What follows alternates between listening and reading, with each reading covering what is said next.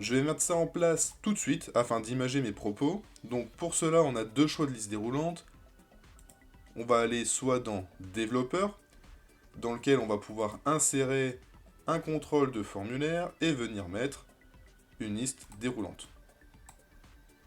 Ça, c'est le premier choix. Le deuxième choix, ça va être de venir, alors d'ailleurs, je vais même le mettre en jaune, ça va être de venir faire dans données une validation de données et d'autoriser une liste dans laquelle on va dire, ok, ma source, c'est cette plage de cellules-là.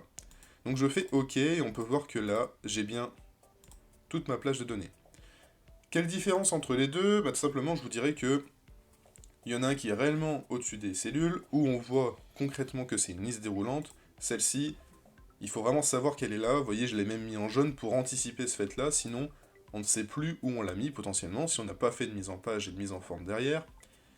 Et c'est plutôt, comme son nom l'indique, de la validation de données. Donc ça, on va plutôt y avoir recours dans une base de données dans laquelle on va vouloir contrôler les entrées, oui, non, des noms standards, par exemple de ville, etc.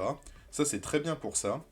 Pour ce qui est d'image dynamique et de, on va dire, tableau de bord dynamique, je vous conseille plutôt de passer par ça.